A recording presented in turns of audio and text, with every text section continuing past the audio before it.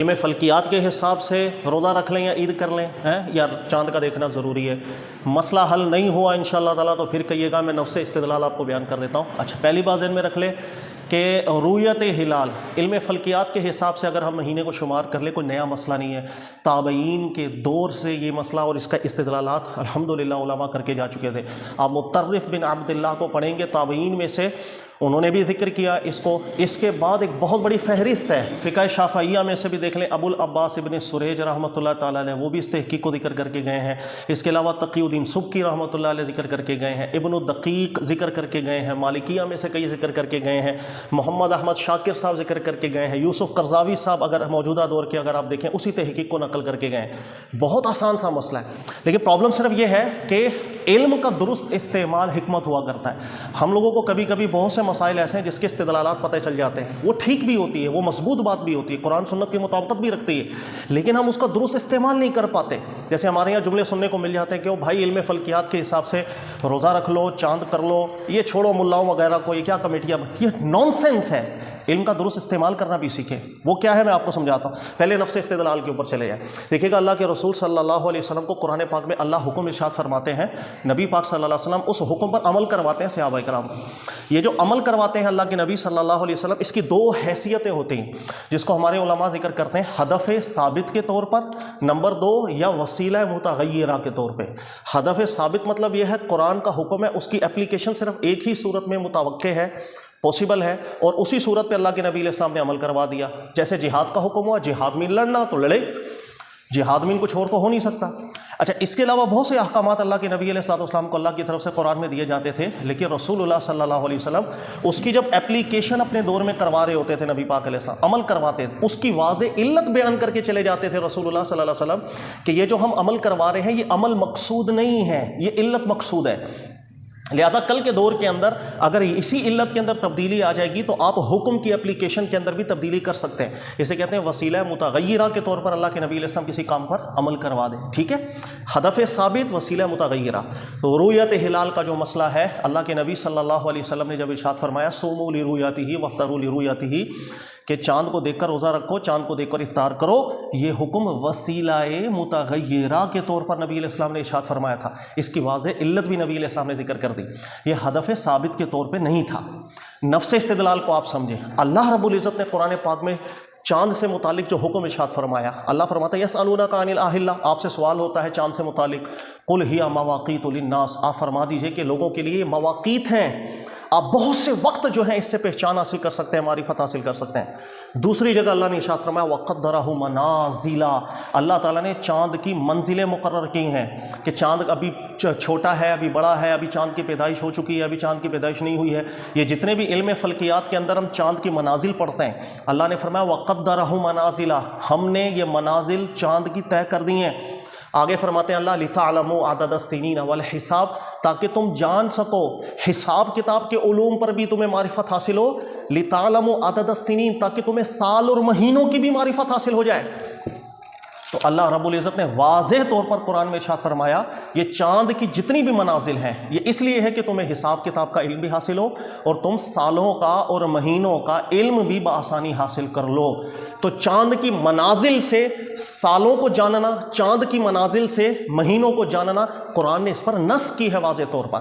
اللہ رب العزت نے قرآن پاک میں اس چیز کو قید ذکر نہیں کیا کہ چاند کو صرف دیکھو گے تو سال اور مہینوں کا حساب کتاب کر سکتے ہیں۔ اللہ نے دیکھنے کی طرف حکم ارشاد نہیں فرمایا، اللہ نے فرمایا وَقَدَّرَهُ منازل، ہم نے اس کی منازل طے کر دی ہیں، ابھی چھوٹا ہے، ابھی پیدائش ہوئی ہے، ابھی نہیں، جو بھی علم فلکیات کے اندر ہم پڑھ رہے ہوتے ہیں۔ تو اللہ رب العزت نے مہینوں اور سال اس کو جاننا منازل کے ساتھ مقید کیا ہے۔ اب پرابلم صرف یہ تھا رسول اللہ صلی اللہ علیہ وسلم کے زمانہ مبارک میں اس وقت کی جو قوم تھی، ظاہر ہے وہ چاند کی گردشوں کا حساب، سورج کی گردشوں کا حساب، اتنی زیادہ حساب کتاب کی معرفت رکھنے والی قوم نہیں تھی۔ اس لیے اللہ کے نبی صلی اللہ علیہ وسلم نے ایک آسان حکم ارشاد فرمایا تھا جو اس وقت کا رواج بھی تھا، اس لیے کہ ان الدین یسر، ہمارا دین آسان ہے، مشکل کے اندر لوگوں کو نہیں ڈالتا۔ اس لیے رسول اللہ صلی اللہ علیہ وسلم نے فرمایا صوموا لرؤیتہ، چاند کو دیکھ کر روزہ رکھو، چاند کو دیکھ کر افطار کرو۔ اب سوال یہ ہے اس کو وسیلہ متغیرہ کیوں قرار دیا جاتا ہے؟ اس وجہ سے کہ اس کی علت بھی اللہ کے نبی علیہ السلام نے خود ارشاد فرما دی. اور اللہ کے نبی علیہ السلام فرماتے ہیں، یہ بخاری کی روایت ہے، جملہ سنیے گا، نبی علیہ السلام فرماتے ہیں کہ ہماری یہ امت، ہماری یہ قوم امیۃ لا نکتب ولا نحسب، ہماری یہ قوم ابھی اتنی پڑھی لکھی نہیں ہے، اس کو اتنی معرفت حاصل نہیں ہے کہ یہ حساب کتاب کے علوم پر گرفت ہو گئی ہے. یہ علت بیان کر کے اللہ کے نبی علیہ السلام نے فرمایا کہ چاند کو دیکھ کے فی الحال روزہ رکھو، چاند کو دیکھ کر کے افطار کرو. تو اللہ کے نبی علیہ السلام نے علت خود بیان کر دی کہ ہماری قوم ابھی حساب کتاب پر ماہر نہیں ہے، چاند کو دیکھ کے روزہ رکھو. اب ہر دور ایک جیسا نہیں ہوتا، جیسے جیسے دور آگے گزرے گا، جیسے جیسے دور آگے گزرے گا، ایک وقت اگر ایسا آ جائے کہ جس وقت چاند کے حساب کتاب پر معرفت کاملہ حاصل ہو جائے امت کو، تو وہ علت ختم ہو گئی.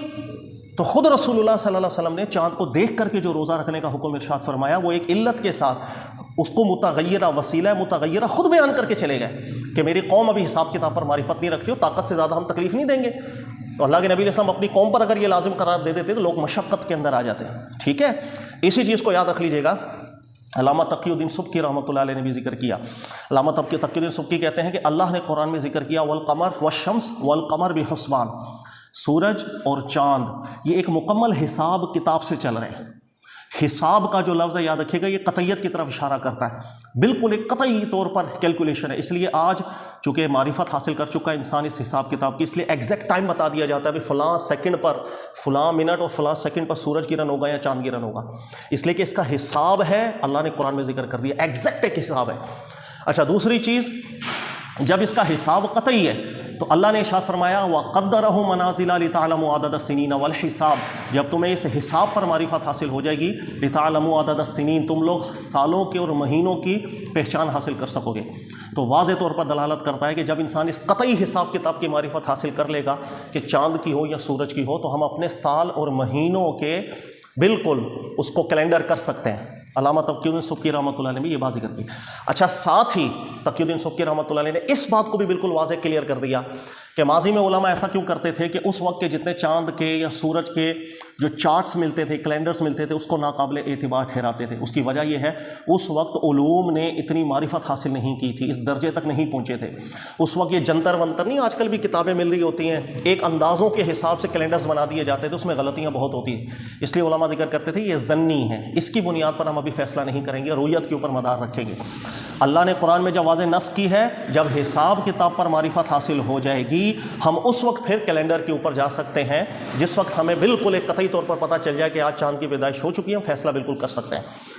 یہ ہے وہ استدلال، اور نہایت درجے کا نفیس استدلال، اس لیے کہ اس استدلال کی بنیاد ہے قرآن نے ذکر کیا ہم نے چاند کی منازل مقرر کی ہیں تاکہ تم سال اور مہینوں کا حساب کتاب کر سکو. تو سال اور مہینوں کا حساب کتاب چاند کی منازل اللہ نے قرار دیا، نہ کہ رویت.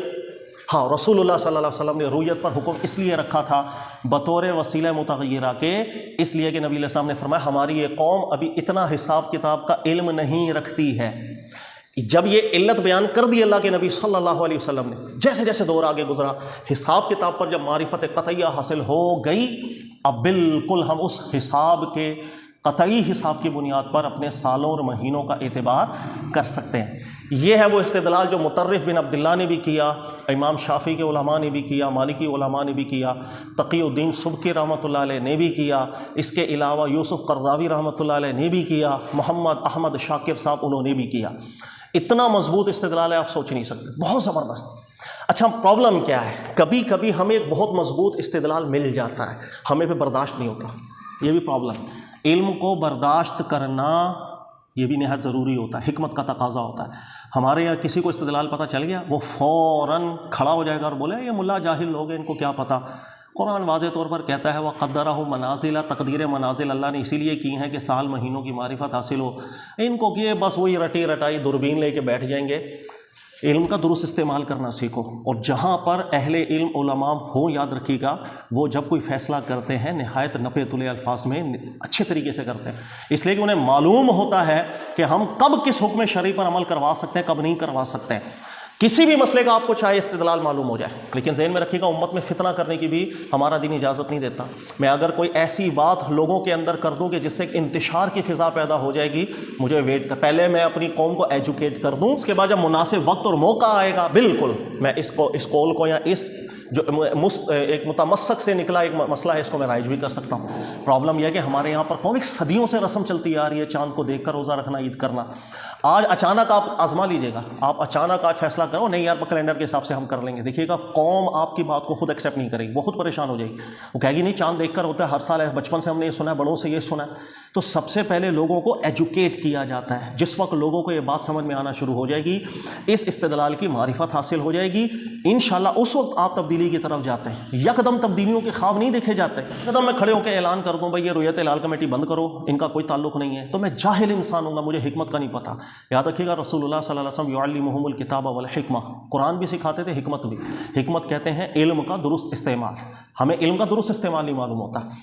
اللہ تعالیٰ سمجھنے کی توفیق ہے، لیکن جو میں نے استدلال آپ کو بتایا نہایت نفیس ہے کہ قرآن کی اصل دیکھیں گے، اللہ نے رؤیت پہ نہیں رکھی، اللہ نے کہا قدرہ منازل، یہ جو چاند کی منازل ہیں اس پر رکھا، لتعلموا عدد السنین والحساب، تاکہ تمہیں سال مہینوں کی پہچان حاصل ہو، والحساب، اور ایک حساب کا علم قطعی بھی حاصل ہو۔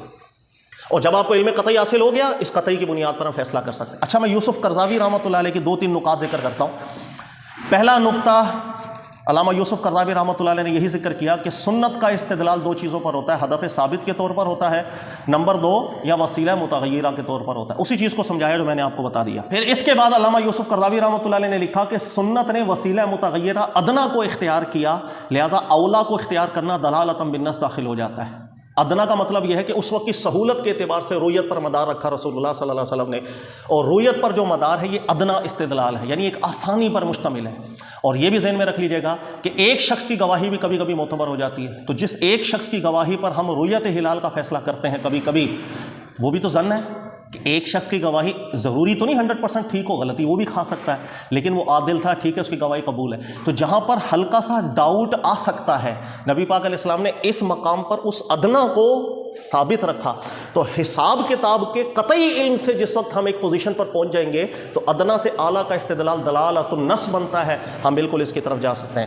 تیسرے اسٹیپ پر انہوں نے ذکر کیا مطرف بن عبداللہ ابن قتیبہ، ابو العباس ابن عربی، اس کے علاوہ قاضی ابو طیب، امام ابن الدقیق، اس کے علاوہ محمد احمد شاکر، ان سب کے انہوں نے حوالے دیے، تقی الدین سبکی رحمۃ اللہ علیہ کے بھی، ان سب نے ذکر کیا اسی استدلال کو کہ جب معرفت تامہ حاصل ہو جائے گی ہمیں حساب کے قطعی علوم کی طرف، تو بالکل پھر ہم اس پر فیصلہ کر سکتے ہیں۔ پھر سب سے آخر میں جا کر علامہ یوسف قرضاوی رحمۃ اللہ علیہ نے بھی وہی بات ہے کہ حکمت، علم کا درست استعمال انہوں نے سمجھایا کہ جب ہم اب اس اعلیٰ کی طرف جائیں گے، کیونکہ ادنا پر عمل کرنے میں کوئی معنی تو ہے نہیں، اللہ کے نبی علیہ الصلوۃ والسلام کی تعلیم ہے چاند دیکھ کے روزہ رکھو، تو کہہ رہے ہیں اب ہم اس جب ادنا سے اعلیٰ کی طرف جانے لگیں تو کہہ رہے ہیں اس کے لیے قوم کی تربیت بھی نہایت ضروری ہوگی۔ سب سے پہلے نفی سے اقدام کیا جائے، پھر اس بات کی طرف بھی جایا جائے تاکہ نہ تو قوم میں فتنہ پیدا ہو، نہ ماحول خراب ہو، نہ انتشار ہو، اور ایک اچھے طریقے سے رمضان اور اجتماعی صورت کے اندر عید مسلمانوں کو کرنے کا موقع ملے۔ سمجھ میں آئی؟ یہ نہایت نفیس جملہ جو سب سے آخر میں انہوں نے ذکر کیا۔ قوم کو سکھائیں، قوم کو معرفت دیں، سیکھ جائے گی، اچھے طریقے کار سے ہم شفٹ ہوں گے دلالت النص پہ، ورنہ عبارت النص پر عمل کرتے چلے جائیں، کوئی مسئلہ تھوڑی ہے۔